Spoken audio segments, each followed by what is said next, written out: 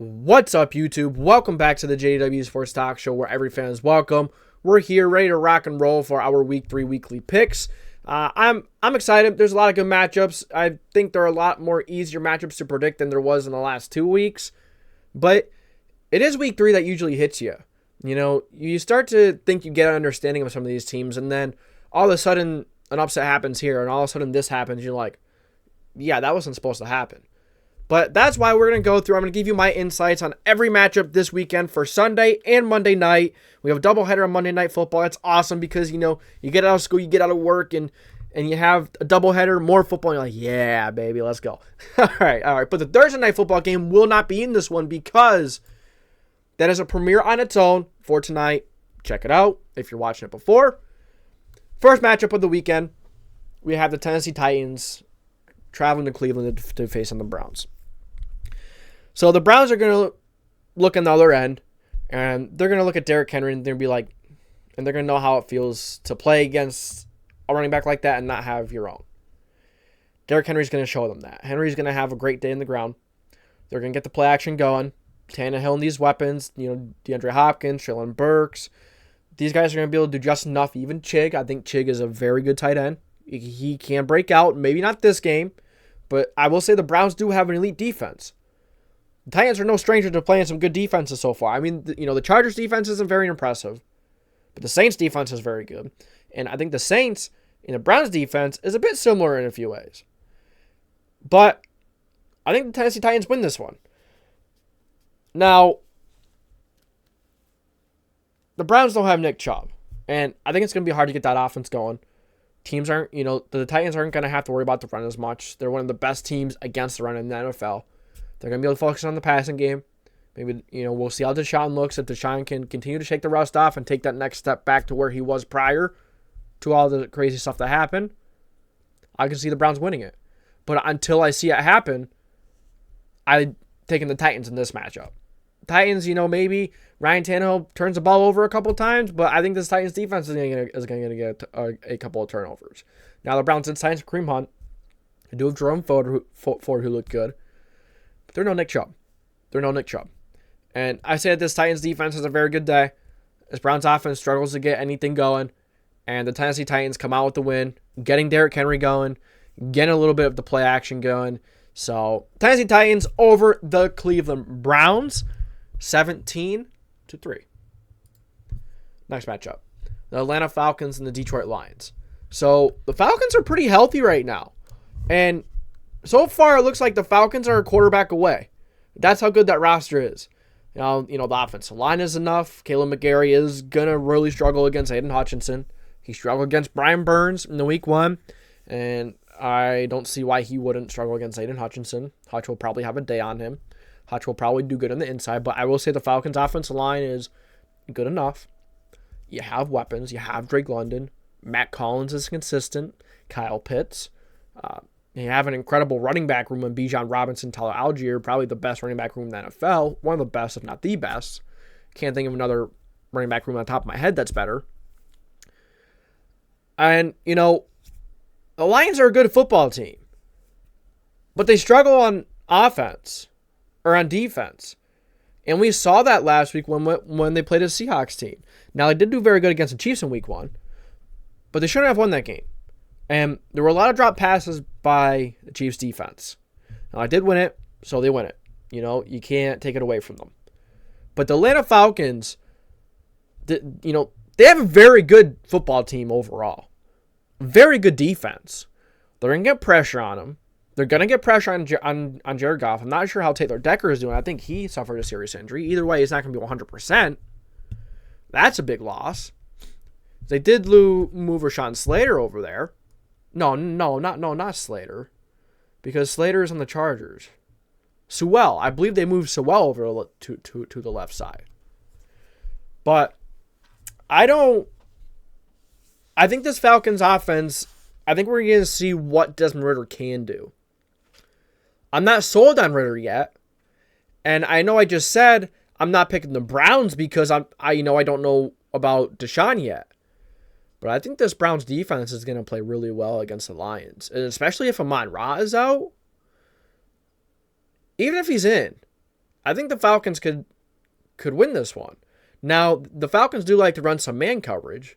I don't know why teams are running so much man coverage on the Lions when that's literally the worst thing to run against them. Now, some teams are just built to run man. That's just what they run. But I don't see... I think the Lions are going to win it. I think the Falcons are going to win it. They're going to get a lot of pressure on Jared Goff. He's going to throw a couple picks. Even though Goff has looked like one of the best quarterbacks so far this season. So far. We'll see if that continues. He's been an incredible quarterback. Now, there's been a lot of sloppy quarterback play, I'll be honest. But Goff has looked like one of the better ones. He has looked phenomenal. Very good. But I think this Falcons defense is going to get a couple of turnovers on this Lions offense. Especially if Amon-Ra is out. Amon-Ra opens up everything else for everyone else. What Josh Reynolds. I really like Sam Laporta. Sam Laporta has played really well. But I'm saying the Atlanta Falcons are going to take this one home. I know they're traveling to Detroit as well. But they're going to be able to run that damn football. And I don't think the Lions are going to be able to do anything against it. And then Ritter, he's made a lot of mistakes. He's been accurate with the football. He's been accurate. But he has made some mental errors. And we'll see if he can clean up on that. I'm taking the Atlanta Falcons to defeat this Detroit Lions team in Detroit. 3. Green Bay Packers are at home versus the New Orleans Saints. So Jordan Love has had a tale of two games. First game, he looked very good. I will say, did overthrow in the first game. The ball placement has been wonky through 2 games. You would like Jordan Love to place that ball in front of the receiver or the tight end to be able to run with the football. Has not done that. He has not put the ball in the best place possible. That's okay. If they're going to catch the football, good, but it really limits what you can do after the catch. And the Saints have a very good defense. They're very good at tackling. They have Marshawn Lattimore. They have Lante Taylor. Defensive line is impressive. But the Packers also have had a decent offensive line. That offensive line has been playing well. And I think what the difference is going to be in this game is the Packers defense. Packers defense is very good. You have Jair Alexander. Very good defensive line. Can get lots of pressure. Decent linebackers. Quay Walker's big-time playmaker. Almost had 2 picks in 2 weeks in a row. Just dropped one last week. Safeties looking pretty good. Darnell Savage has looked pretty good so far. He's been making some big-time plays. I think the Packers defense is going to make that extra play. And I think their offense is going to do just enough to win this game. Now, I know the Saints, they're going to get enough pressure on Derek Carr. Derek Carr has been horrible under pressure. He has been hit a lot. I understand that, but it was very obvious that Carr and his receivers are still not on the same page. And that's going to show up against a very talented secondary of the Packers, a very talented defense in general. Derek Carr has made a lot of boneheaded decisions. He's made a lot of big mistakes, throwing into triple coverage. He was fortunate a few others weren't picked. The Saints haven't really been able to get that run game going. Now, Kamara will be back week 4 or week 5. I think week 4.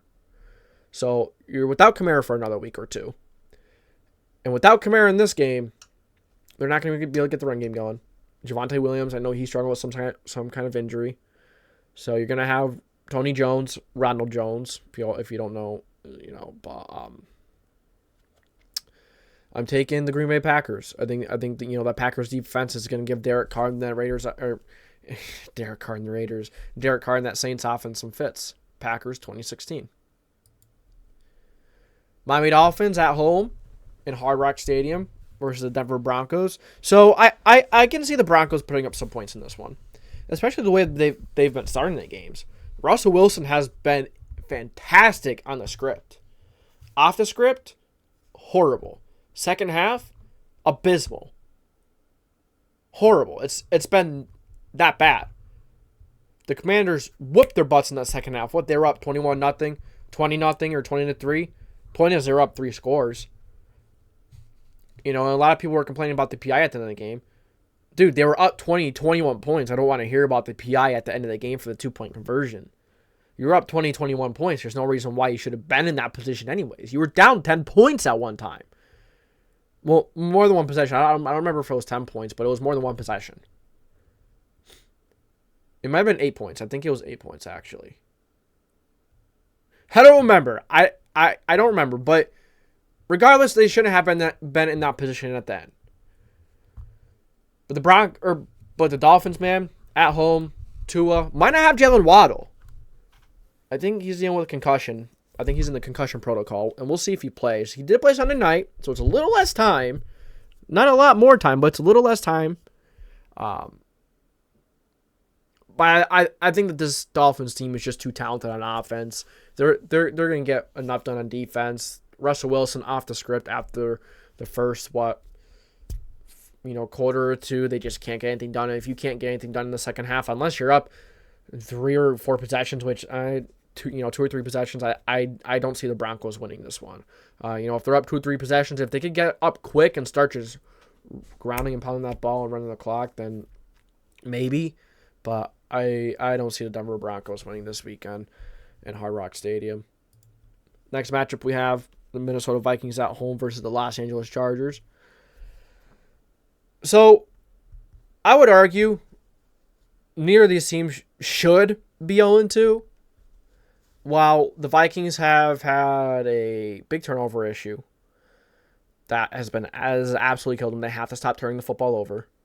I will say Kirk Cousins has been one of the best quarterbacks in the game. I would say through week 2, Kirk Cousins has been a top 5 quarterback. He's been that good. Now, he's had a couple fumbles and he has turned the ball over in terms of fumbling too much. So that can knock him out, but it's not really his fault. That offense, some of it is you can't fumble regardless, but the amount of times he's getting hit, he doesn't have any time to throw. But just his will to fight back in that Philadelphia game is incredible. And I'll tell you, the Chargers are failing Justin Herbert. Brandon Staley's horrible. And they failed to put any talent around. Now he's had weapons. Offensive line has been okay. It has not been great. They didn't give him a defense throughout his entire rookie contract. They didn't give him anything more than what he had coming in. I would say that, the offensive line, but when you don't have a quarterback that you're going to be paying 53 plus million a year, build around him. And he's talented. He's that guy. Build around him before you have to give him all that money. And you did not. It's not, the Chargers haven't been turning the ball over a lot. It's just the rest of the team is failing Justin Herbert. There's only so much Herbert can do. Austin Eckler, he's dealing with the high ankle sprain. I don't expect him to play. If he does, he's not going to play a lot. The high ankle sprain takes more than 1 week to heal. It takes a bit more than 1 week, probably like 3 to 4. And 100% probably like 5 or 6 weeks. I think the Vikings, they did just trade for Cam Akers. But Kirk Cousins and the weapons that he has, I think the Vikings have a little bit better of a defense and get some pressure. They kind of have the same situation as the Chargers in the defense line. Although I will say, the Chargers do have Khalil Mack, but I think he's on his way out. He's in the twilight of his career. He's not really that guy he once was. You do have Joey Bosa, and the Vikings have Danielle Hunter, both premier edge rushers. When Danielle Hunter is healthy, he's one of the better edge rushers in the league. Is he the best? No. Nick Bosa, Parsons, TJ Watt. I would even say Joey Bosa. You can put him in there, but Danielle Hunter, he is like on the down, towards the bottom of that list, but he's still, deserving of putting him in that conversation. This is a toss-up, honestly. What team is going to make more mistakes? If the Vikings turn the ball over a bit, then again, the Chargers' offense has been inconsistent. No, they should have just they should have beaten the Titans. They should have. Now, the Titans can stop the run really well. They're one of the best defenses in football. I've said this all offseason that the Titans have the best defense in football. One of the best. Not the best, but one of the best. And it has showed through the first 2 weeks. And they've done very good versus the Saints. Now, the Saints offense is still, the jury's still out. But they did pretty well versus the Chargers offense, if you ask me. Although Justin Herbert doesn't have much around him, does have weapons. Keenan, Williams, if Williams can stay healthy. Quentin Johnson still has a long way to go in terms of, of developing. he's got a ways to go. I think Josh Palmer's still ahead of him. I trust Kirk Cousins a lot right now. And it wouldn't shock me if the Vikings put up 40 plus. That's how good Kirk Cousins. You have Justin Jefferson, the best receiver in the league. I'm getting ready to put him at number 1 over Devontae Adams. And I'm getting there. He's had 2 150 plus games in a row. First 2 weeks, over 300 receiving yards in the end. And then you have Jordan Addison, who's been stepping up.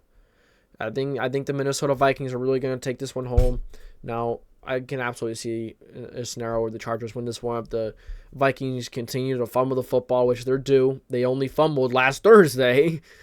They've been fumbling crazy amounts, and they need to stop that if they want to beat the Chargers, who their defense isn't all that great, and the Vikings the Vikings defense isn't all that great. So you can't be turning the ball over and give the Chargers more opportunities. You can't do that. You have to go and score, and you can't give the Chargers any extra opportunities, or there's a good shot you'll lose this game. But whoever starts 3-0, the spotlight's really going to be on them. If it's not already on the Chargers, I don't think it's on the Vikings as much. I will say the Vikings are the better team. I absolutely think so. Now they are similar in some ways.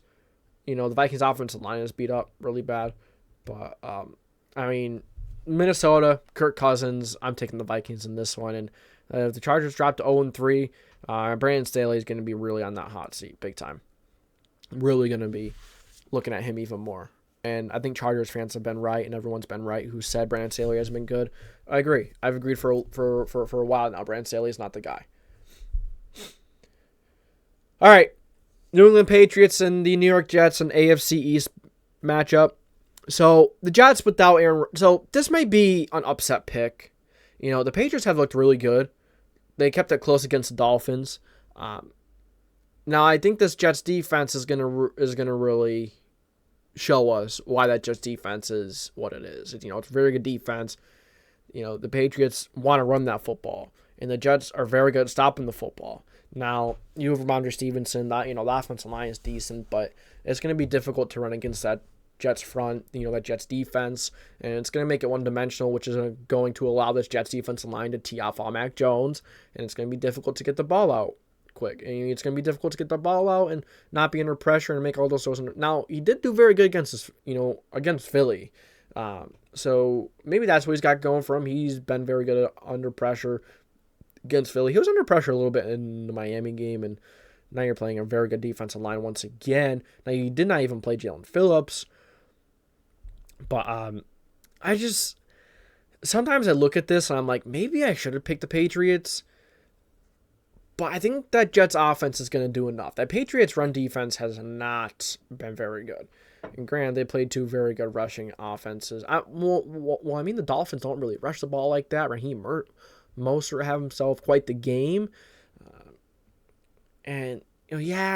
Zach Wilson did not look very good last week. And maybe the Patriots are the best 0-2 team. They're one of the better 0-2 teams. The Vikings and the Patriots are probably on the top of that list. I think the New York Jets find a way to pull it out. I think they find a way to win this game. It's just a gut feeling. They're at home. The Patriots aren't going to be able to run the ball really well against the Jets front. That's their strength. And then, they're going to play tough defense on, whether you're running or passing the football. Very good corners in Sauce, DJ Reader. And DJ Reader, not a lot of people are talking about DJ Reader because everyone's too busy talking about Sauce. But DJ Reader was a very good corner last year and is a very good corner this year as well so far. They have good safeties, good defensive line, some good linebackers. CJ Mosley is a beast. I'm taking the New York Jets. I think the Jets are going to beat the Patriots. I think they're going to upset them, and I think a lot of people are probably picking the Patriots, and I don't blame them. They kept it close against 2 of the best teams in the NFL, but I'm taking the Jets in this one. And it's also difficult to think that the Patriots are going to start 0-3, but I'm taking the New York Jets.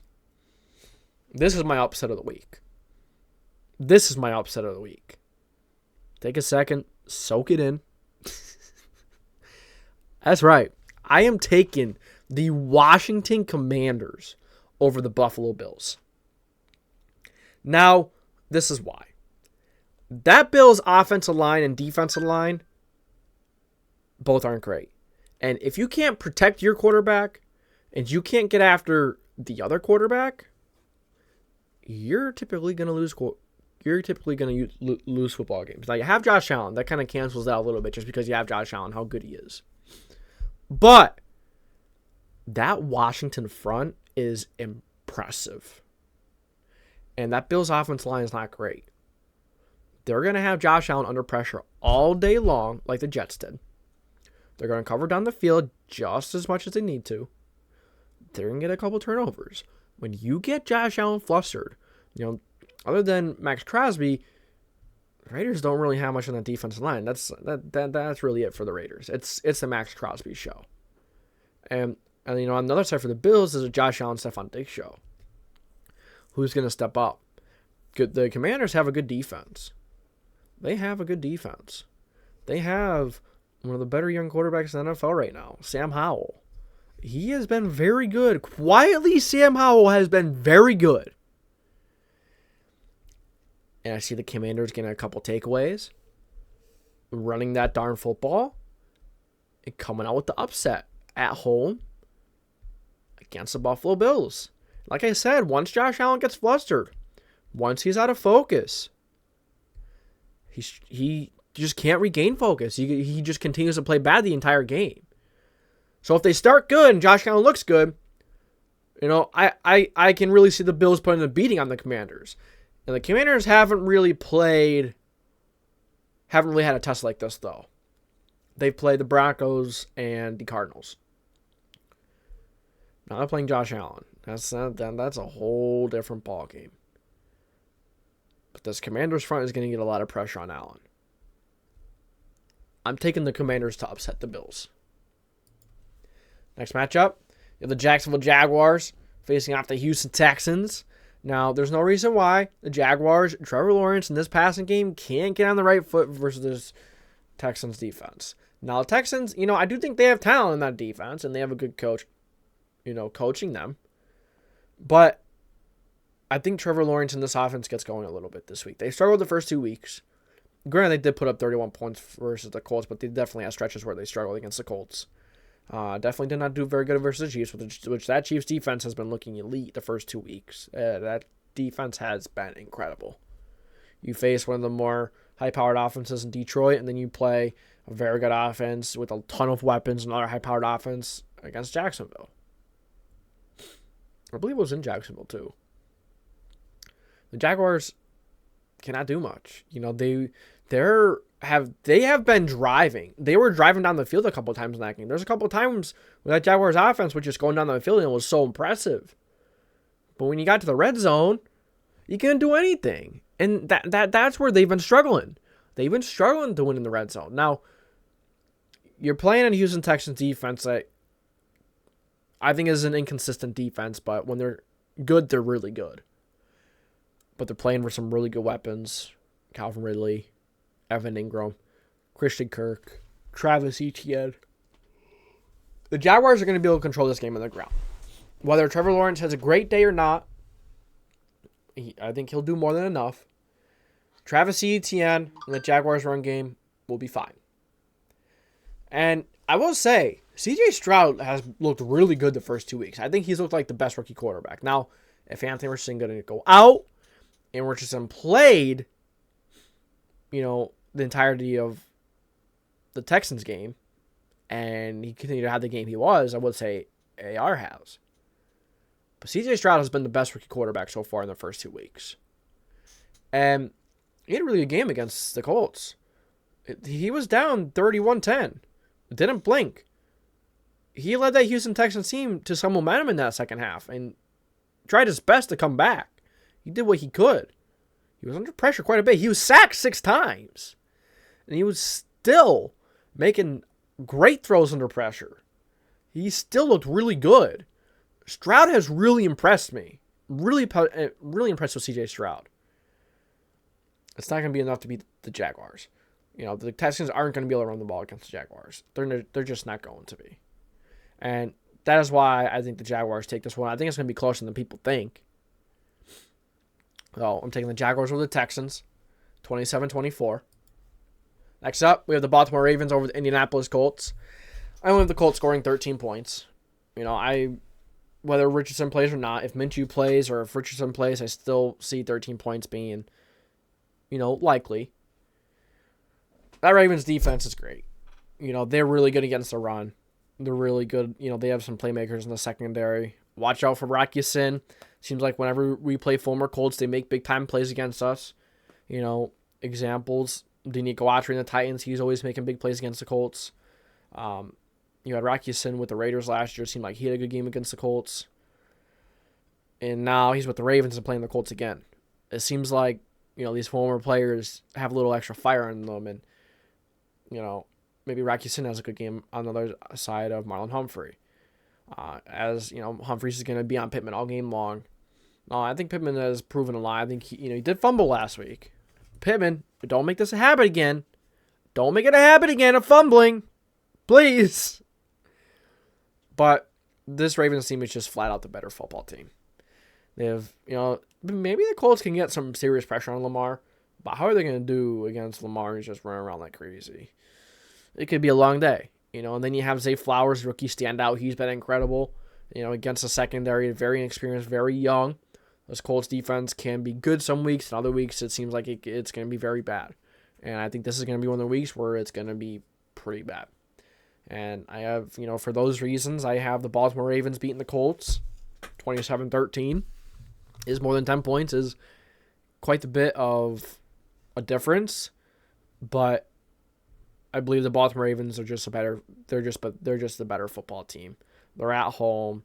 You're playing Lamar Jackson. You're playing some really good receivers in Zay Flowers. You have some weapons on that offense.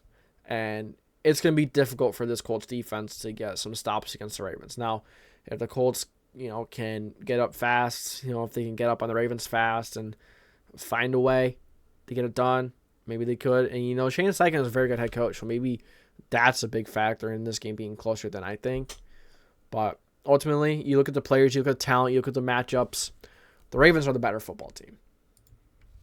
Next up, Carolina Panthers over the Seattle Seahawks. As I've said, I have a lot of wonky picks this week. But I don't think it's a great matchup for the Seahawks. I will say, I do think the Seahawks are the better team. They are. But it's not a good matchup. And I think the Panthers are going to get their first win. Bryce Young is going to get his first win. As we saw versus the Lions. And, first week in the Lions, the trend I'm seeing with the Seahawks is when they play against the right matchup, when they play against a poor defense and, a good offense. Well, when they play against a poor defense, that offense is going to be impressive. It's going to look elite. But it seems like it's very matched up. It's very matchup based. Now playing the Panthers defense and going to get a lot of pressure. Seahawks tackles are beat up. Panthers are going to get a lot of pressure. You have J.C. Horn. You have playmakers in that secondary. Jeremy Chin. You have a lot of playmakers in that secondary. You're going to get pressure on Geno Smith. I know the Seahawks are the better team. It's not a good matchup. We saw versus the Rams. When the Seahawks offense plays, I did not think the Rams was going to be that good of a defense this year. It's been all right. When the Seahawks team plays a bad defense, they can get pressure on the quarterback. They can cover just long enough. The Seahawks are going to struggle. They're going to struggle to get some offense going. And I could see myself being very wrong for this game. But looking at the matchup, looking at the Carolina Panthers defensive line, the pressure that they could get on Geno Smith, it could make for a long day for Geno Smith in terms of getting hit. It could be a long day for the offensive line. Bryce Young has struggled, but, he's been hit constantly. He's done all right for what he has to work with. It seems like him and Adam Thielen have a nice little connection going. Veteran, helping out that young receiver, helping that young quarterback know what to look for. Jonathan Mingo has high upside. He could be inconsistent this year. He's a rookie. He has high upside, but he's a high risk, high reward type of player. He could be a bust, but, we'll see. You don't know what you have with him. DJ Chark, I do like DJ Chark. They're going to be, they want to run the football at Miles Sanders. And, I think they're going to be able to run the football. Now, the Carolina Panthers offensive line has been pretty bad. And the Seahawks do have some playmakers on the defensive line. But this is another upset for the week. I'm taking the Carolina Panthers over the Seattle Seahawks. Next up, Kansas City Chiefs against the Chicago Bears. I have the Kansas City Chiefs taking this one, and I don't think anyone's going to disagree with this one. This is a more straightforward matchup, in my opinion. Bears haven't been good. Justin Fields doesn't look like the answer. I say if Fields has another 2 or 4, 2 to 3 games like he has had, just put Tyson Bagent in there because, if you ask me, it looks like, the things that Fields came into the league struggling with, he is still struggling with, and he hasn't improved on those things. Seeing the field, reading the field. DJ Moore was open multiple times. He was open. There was one play he was like wide open on an out route. He has elite athleticism and can run the football, but he's struggling with accuracy. He's struggling with seeing the field, and it doesn't help when the offensive line is bad. And, this Chiefs defense has been elite. The coverage has been elite. The pass rush has been great. And even before Chris Jones was there, the pass rush was impressive. Mike Donna, George Karlaftis, there are other guys stepping up, and now you get Chris Jones back. This Bears offensive line hasn't been good at all. It's been pretty bad, and they're not going to have their left tackle. He is hurt. He's down for a couple of weeks.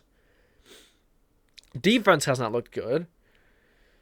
And, you had Justin Fields saying in a press conference that feels like he's getting information that isn't really, he doesn't think is right, or is not, he's not getting the best, the information to give him the best chance to be the best player he can be. There's, obviously there's some smoke there. I don't see the Bears having a chance this weekend. Now, like I said, it's any given Sunday, but nah, I just don't see it. All right. This might be bold because the Cowboys do run man coverage. And man coverage can be beat. It's possible. And where they have struggled against has been tight end.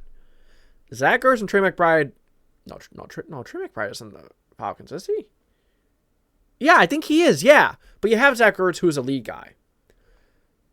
He's been pretty good the first 2 weeks, and I think a lot of people forget how good Zach Ertz is. It's just, you can't stay healthy. But I don't know if the Cardinals can score a point in this game. The Cowboys' defense has been insane, and Josh Dobbs has looked all right. He hasn't looked great, but he's looked all right. And the Cowboys do run a lot of man. So they're going to get beat now and then. So maybe 0 points is a little bit of a stretch. But honestly, would it shock you? It wouldn't. It wouldn't shock me. And the Dallas offense isn't going to have that much of an issue with the Cardinals defense. That Cardinals defense has not been good. It was better than I thought it would be in week 1. Week 2 looked like it was off to another good start. And then the Giants just obliterated that defense in the second half. It seemed like they struggled against Daniel Jones, who can run the football. They struggle against Saquon Barkley. They struggle to stop the run. So if the Cowboys get the run going, then on top of that, you have Dak Prescott making big-time threat plays to CeeDee Lamb, Jake Ferguson, Brandon Cooks, Michael Gallup. Yeah, it's going to be a long day for the Cardinals. I'm sorry, Cardinals fans. I'm sorry you have to go through this. Next up, I have the Pittsburgh Steelers defeating the Las Vegas Raiders. And by 14 points, it may be like, that's a lot for a Steelers team that hasn't played well. Now, they did just win versus the Browns. The offense hasn't been impressive. Kenny Pickett has been very good. But the defense is impressive. You're going to get a lot of pressure on Jimmy Garoppolo. And they don't have a great offensive line. They're probably going to struggle to get the run game going. But, I'm going to say that I think that Kenny Pickett is going to, you can't really predict off of what you didn't get from a player yet. But Kenny Pickett last year playing poor defenses. His breakout game last year was kind of against the Raiders.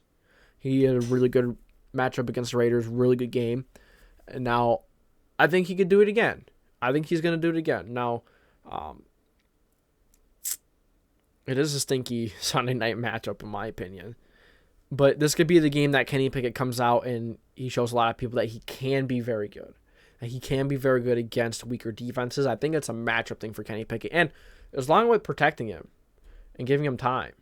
And Matt Canada hasn't helped him either. And, the only worry about the Raiders defense is Max Crosby. Other than that, it's not really, you don't really have anything else to worry about. So the Steelers are going to take this one. I'm pretty confident in it. They have some weapons. Get the ball to George Pickens. Try to run the football, which you should be able to. I'm taking Pittsburgh 27-13. And don't forget those guys coming off the edge and TJ Watt and that Pittsburgh defense is just incredible. And they were struggling against the run a little bit against the Browns.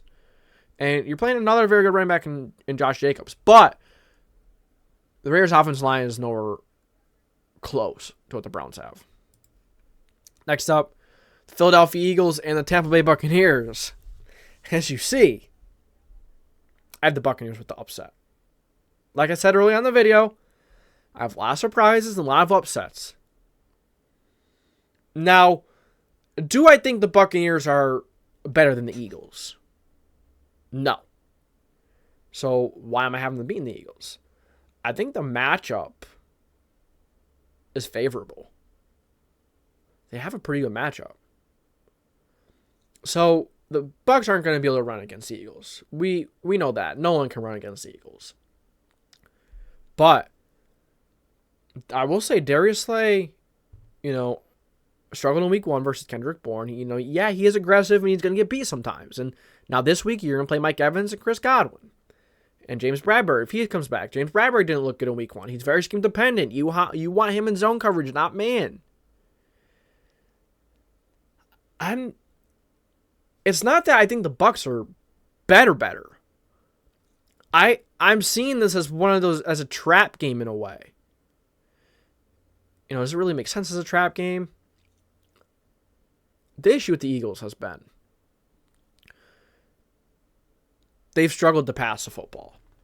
And they've struggled to get it going in the air. And the Bucs have a good defense. Coming into the year, I was saying this Bucs defense is good. It's impressive. It can maybe shock some people. And that it has done. They have a decent secondary. They have Carlton Davis. They have Antoine Winfield at safety, a ball hawk. And the Eagles have turned the ball over a little bit. And if they turn the ball over, now the Buccaneers might not be able to run the ball well. I don't think you're going to be able to run it down their throats. I don't think you're going to be able to run the ball really well. But Baker Mayfield is going to make that play. Baker Mayfield is going to make that clutch play at the end. Whether it's going to be a clutch play at the end or, Baker Mayfield just having a decent game. Mayfield has been decent. He's been inconsistent, which, is kind of what we're getting from him at this point in his career. He's inconsistent, but when he's good, he's good. And he's got great weapons. The offensive line isn't horrible. Might be enough. If you get the ball out quick and be accurate enough, Mike Evans and Chris Godwin can have a nice day. Trust me. I'm taking the Tampa Bay Buccaneers to upset the Philadelphia Eagles. And Jalen Hurts has struggled as well. He did look better as the game went on last week. But the Eagles ran the ball so much. And I don't think the Eagles are going to be able to run the ball like they want to against the Bucs. They're going to have to pass to win this game. And Devontae Smith has been very good. A.J. Brown, he still has yet to have his big game this week. Or this year. He had a few passes last week, dropped them, or, was overthrown. There's a pass interference that brought one back. A.J. Brown's going to have his game eventually. And if he does have it this game, the Eagles can win. Of course. The Eagles will probably win. But looking at the matchup, looking at what the Buccaneers have going for them currently, I'm taking the Buccaneers to beat them 21-20. Now, I don't think they're the better team. It's just one of those weeks, it's still early in the season. It's going to be like, wow, the Bucs are for real. But they're really not. It's just a good matchup, and it's early in the season. We'll see if Brian Johnson and the Eagles defensive coordinator and the Eagles defense can get together. It hasn't been as explosive as it was last year. The Buccaneers have a shot in this one. They do. This is another upset. This is another upset. All right, last but not least, we have the Los Angeles Rams taking on the Cincinnati Bengals in Cincinnati. The Rams are going across the country. They're going from the West to East Coast, which is to note. When teams have to go from the West to the East Coast, it tends to screw them up a little bit. That team usually has a disadvantage coming from the West Coast. But Joe Burrow playing or not, I'm taking the Rams. If Joe Burrow plays, he's not going to be 100%. He's day-to-day. I don't expect him to play. Will you have Jake Browning as your backup? If Joe Burrow doesn't play, the Rams are going to win this by 10+. But if... Goodness gracious, shut up, ESPN. My phone. I think the Rams are going to... Shut up! I think the Rams are going to win either way. Matthew Stafford has looked incredible. Puka has looked great. They're going to be able to run the football well. Kyron Williams was impressive last week. I think he's going to be able to run well again this week. It's not like they played a bad defense last week. Wait. Who did the Rams play? The Niners. It's not like they played a bad run defense, and Kyron Williams did a decent game. Running and passing, he was impressive. Rushing and receiving touchdown. He can be a nice weapon on the backfield. Tyler Higbee, decent tight end. Offensive line has looked better than we thought. Now Matthew Stafford and Sean McVay are great offensive minds. They're going to get the ball quick. They're going to find ways to get around it. And they don't even have Cooper Kupp. But I'm still taking the Los Angeles Rams over the Cincinnati Bengals. So, you guys let me know what you think. Those are my week 3 predictions. I know a lot of curveballs this week. But I sometimes I like to, throw some curveballs in there. It makes it fun. Now, I could probably get every game wrong this weekend. I can see it. But also it's any given Sunday. NFL's weird, especially around the season. We get a lot of weird things. But that's going to do it for my week 3 picks. Thank you for tuning in to the JDW Sports Talk Show, where every fan is welcome. If you enjoy this video, make sure to like, subscribe, put the post notification bell on so you don't miss any future videos. This is the JDW Sports Talk Show, signing off.